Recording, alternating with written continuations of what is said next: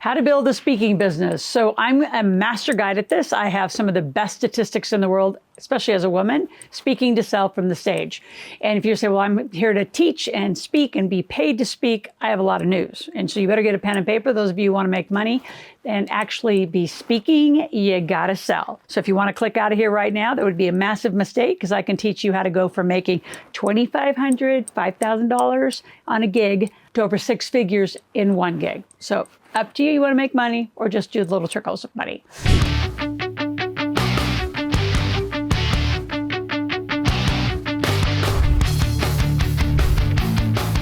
Here's the three things we're going to talk about. How do you engage your audience effectively? Critical. Number two, preparing and adapting your talk to the audience. And I can tell you, I'm a master at that, and I can teach you how to get masterful. You need to learn to do that. That was actually the big distinction that I had that no one else did.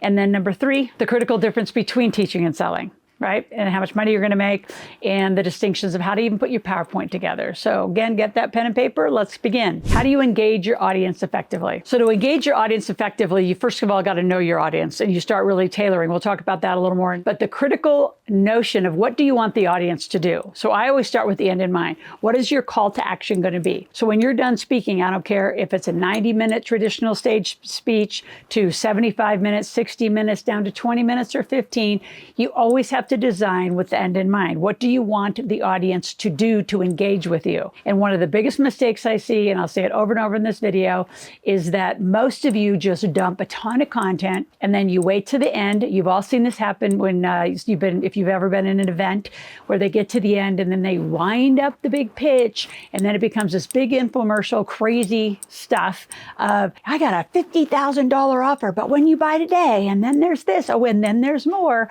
and all of a sudden it's down to 500.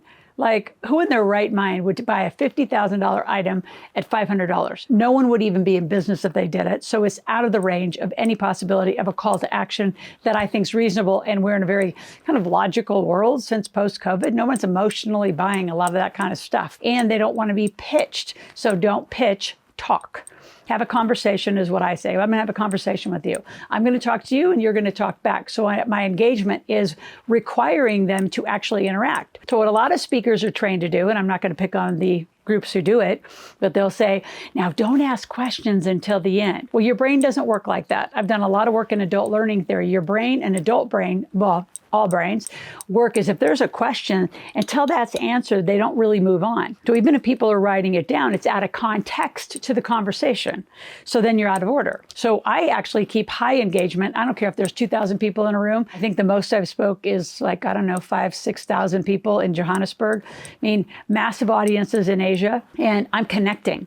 So here's the big key when you want to engage the audience effectively.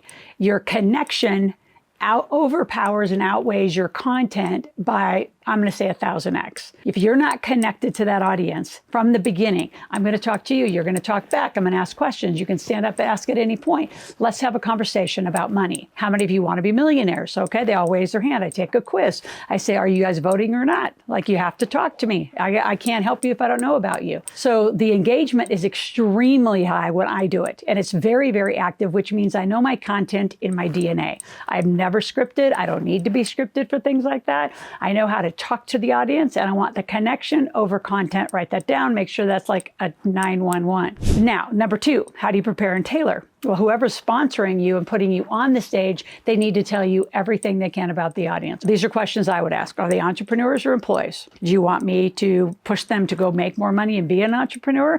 Quit their job? What do you want me to do? Because when a company hires me, the last thing they're going to want is me to go tell them to do that. I will tell them how they can keep their job and have less taxes because of it. So it's very, very tailored.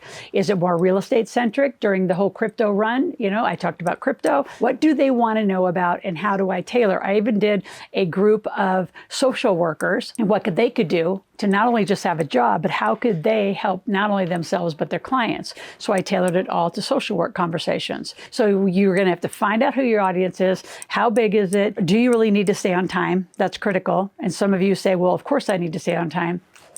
sometimes, but if the content is and the connection to that audience is that powerful, I've been let go for another 20, 30 minutes because they're not going to cut off the connection I have because I'm going to do a bigger call to action, which makes both of us money. So the other thing in preparing is just being adaptable. So I don't know how many people make the mistake, and there are groups who will teach you to have the PowerPoint guide you. Here's the problem with that. And I have seen people have a 30-minute talk and give me 60 PowerPoints. It's really, so you're going to spend 30 seconds per topic. Like, it's not possible. You're not going to do it. You can't talk that fast and get the point across. So I'm doing everything in the beginning and during my entire conversation, not a sales pitch, during my conversation to stay connected and not be held and bound to PowerPoints. I don't know how many people have way too many PowerPoints that just forces content.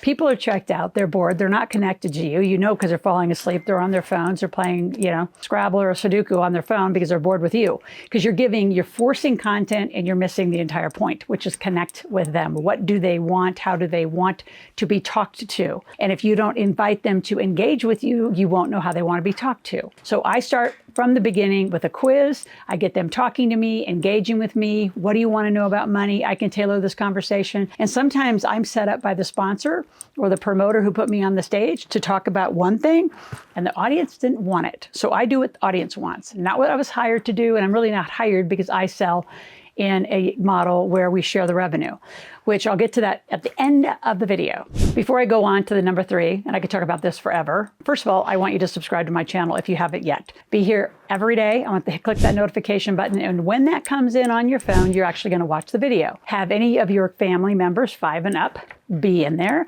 and then share it, because we have a lot to teach you. Those of you who actually like to be mentored by me on teaching you how to do what I have done for 2.5 decades around the world, 6 continents, and still have the highest statistics of making the most money, is because here's how the money's made. They bring me on. They may or may not pay my expenses, which means it's all on you, which I'm fine with that because I know I can take the audience home. And that means I can take the audience and the money. So just say I make $200,000 in sales. After credit card fees, you share it 50-50 with whoever put you on stage. It's the most lucrative model. And for those of you who aren't confident in your content and don't know how to connect, you need to hire me. So click on the link, talk to our strategist, and have a strategy session. I would love to mentor and coach you. It's one of my favorite things to do. You're going to fly into our office in Reno, Nevada, and we're going to spend a couple hours together. We're going to dig through your PowerPoint. We're going to dig through your talk. We're going to get through your offer. And then you're going to shoot some videos. And depending on how much help you want, we're going to get you fixed. I have taken people literally from 2,500 on a stage speaking engagement to her first gig after we met for 3 hours, she made $120,000. So divide by 2, she made $60,000. Do you want 2,500? Do you want 60,000? Let me show you how to do it.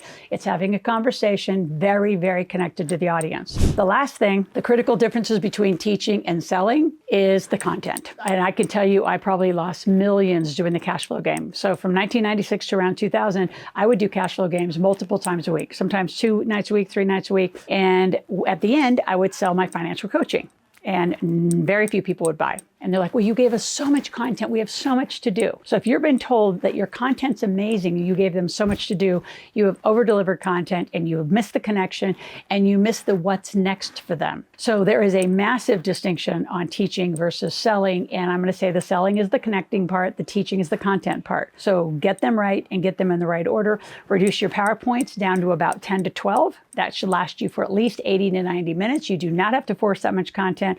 And it gives you a lot of range to move through things quicker and totally abandon the content if the audience never wanted it. So I could go on and on. I'm not going to. We're going to talk tomorrow. If you have any questions, go to askloral.com, ASKLORAL. Ask a question, make a request, and we'll be back.